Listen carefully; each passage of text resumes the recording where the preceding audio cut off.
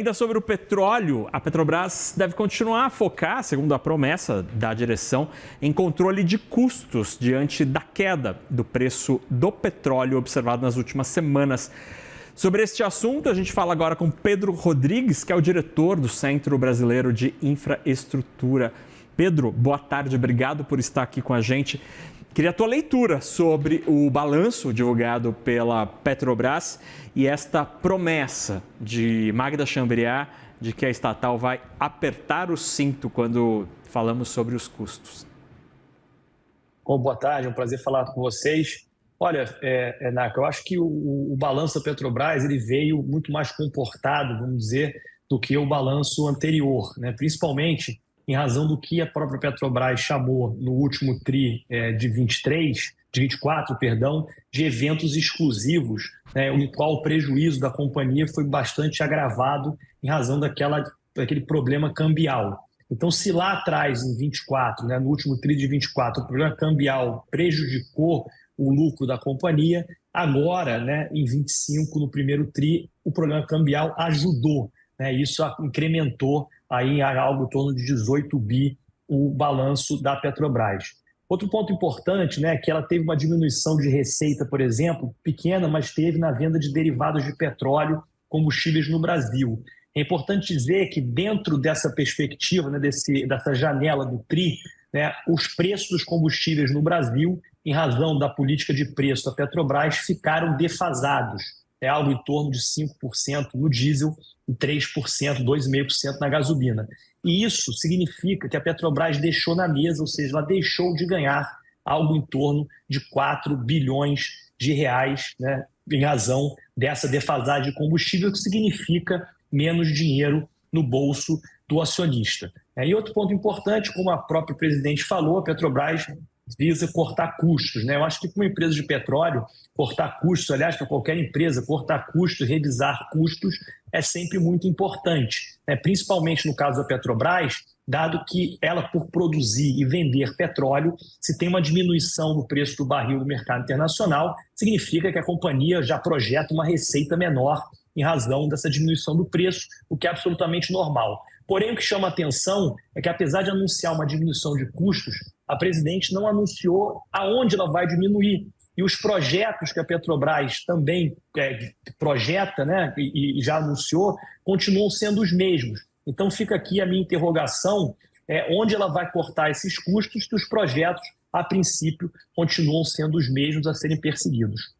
Pedro, onde seria possível cortar? Seria com redução do CAPEX, com redução do pipeline de projetos aí, ou seria possível cortar em termos eventualmente operacionais? E é até curioso observar isso porque recentemente a Petrobras foi alvo de uma baita polêmica no Rio de Janeiro sobre a exigência de volta do pessoal ao escritório. O pessoal não ficou muito feliz com essa história, apesar do lindo prédio da Petrobras, não esse, né, que está sendo reformado ainda, do novo, que é bonitão lá dentro, o pessoal prefere trabalhar em casa e isso gera mais custos para a empresa. Ou seja, onde, Pedro, seria possível cortar custos, gastos neste momento? Olha, eu acho que pode ser cortado nesses dois pontos que você colocou, né? Ou seja, enxugar numa empresa, né, custos operacionais, eu acho que tem sempre espaço, né?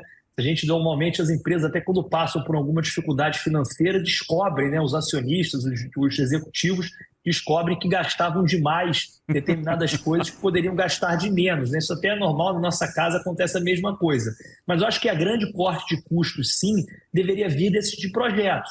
Então, por exemplo, refinarias que a Petrobras já anunciou que iria construir, volta de plantas de fertilizantes que a Petrobras anunciou, projetos de energia renovável, projetos de geração de baixo carbono. Ou seja, tem uma série de rúbricas aí de projetos que foram anunciados no plano de negócio que poderiam ser cortados, até projetos que não fazem parte, muitas vezes, do core business da companhia. Então, se esses projetos forem cortados, eu acho que sim, a gente pode ter uma redução maior de custo. Agora, sem dúvida, como você colocou, do ponto de vista operacional, economizar e mandar imprimir a folha dos dois lados é sempre bom para a companhia. Pedro, a Petrobras, no seu balanço agora divulgado há poucos dias, traz ali um cenário mostrando que está trabalhando, enfim, preocupado com a queda do preço do petróleo, né? O petróleo terminou o dia hoje em o Brent $65, mas o plano de negócios ainda assume, por exemplo, um Brent em 83. Pelo menos parte do plano de negócio, né? E lá para frente tem aquele cenário de 68. Estes parâmetros do plano estratégico da Petrobras, será que eles precisariam ser revisitados?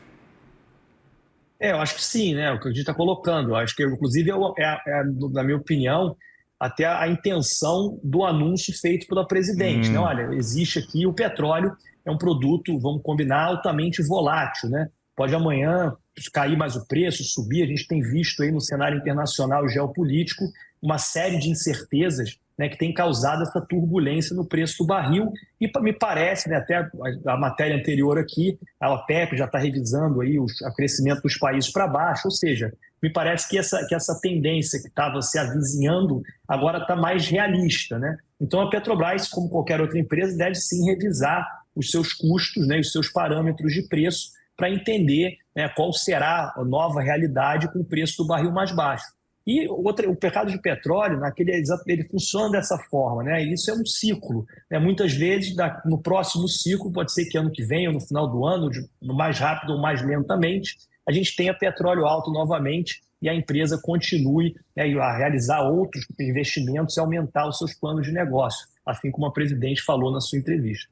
Pedro, uma das marcas da gestão de Magda Chambriard tem sido o anúncio, a intenção de diversificação de seus negócios, né? Você mencionou, por exemplo, a área de fertilizantes, que a Petrobras já teve um pé lá, mas aí decidiu voltar atrás. Também há um plano bastante dito e propagado sobre a entrada da empresa no segmento de etanol. Qual que é a tua leitura sobre essas iniciativas, para além deste esforço necessário que a empresa tem tocado de redução de custos?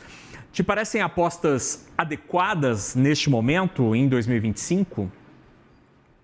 Olha, eu acho que, na minha opinião, a Petrobras ela deveria focar muito mais no core business dela, né, que é explorar e produzir petróleo, do que em atividades que fogem ao seu core business, por exemplo, etanol ou fertilizante, né, investir mais em refinarias e por aí vai.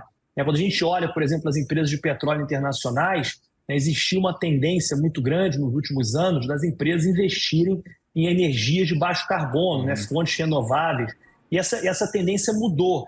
Já visto a BP, por exemplo, que está sendo, namorando com a Shell, uma possível compradora da BP, por investimentos que fez e não deram retorno à companhia, não deram retorno ao acionista, fazendo a empresa perder valor. Então, me parece que a Petrobras deveria focar muito mais no seu core business, que é explorar e produzir petróleo, do que em outras atividades. Porém, outro ponto importante é que poderia sim focar em outras atividades, desde que tenha retorno econômico para o acionista, né? Então, cada projeto deve ser analisado com retorno econômico. Acontece que a Petrobras, muitas vezes, já aconteceu no passado, e a gente talvez tenha até um pouco de medo desses fantasmas retornarem na sala, é a Petrobras investir em determinadas áreas visando retornos políticos e não retornos econômicos. Retornos políticos para atender, muitas vezes, um desejo do governo, atender uma área da companhia, e não pensando no retorno para o acionista. Portanto, eu acho que a companhia deve analisar esses investimentos com base nesses retornos econômicos, e não nos retornos políticos, que não é o papel de uma companhia como a Petrobras.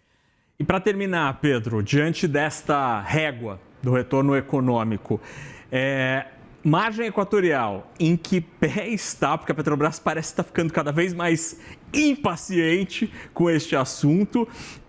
E do ponto de vista econômico, margem equatorial faz sentido?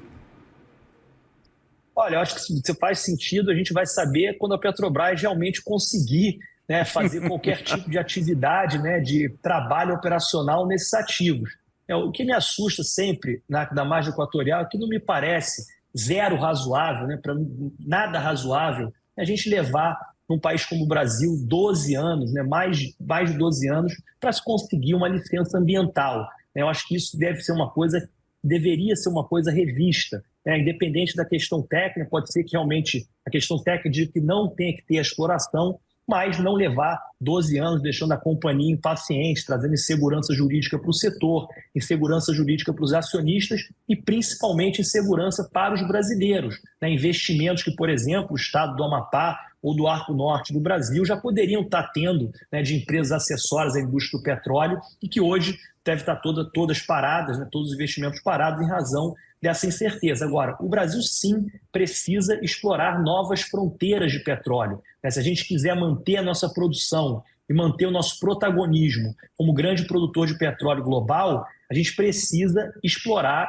essas novas fronteiras, dentre elas a margem equatorial. E o Brasil já fez isso no passado muito bem. A gente tinha exploração de petróleo onshore, passamos pela exploração da bacia de Campos, depois descobrimos a bacia de Santos, os campos do pré-sal, e esses campos vão entrando em maturidade, vão decaindo, tendo declínio da produção. A gente precisa descobrir novas fronteiras e a margem equatorial se encaixa exatamente nessa realidade. Muito bem, a gente conversou com Pedro Rodrigues, diretor do Centro Brasileiro de Infraestrutura. Pedro, obrigado pela conversa sempre muito equilibrada, com argumentos técnicos. É assim que a gente constrói um debate de fato que ajuda o país. Obrigado pela conversa, boa tarde. Obrigado, é sempre um prazer estar aqui com vocês. Boa tarde. Abraço.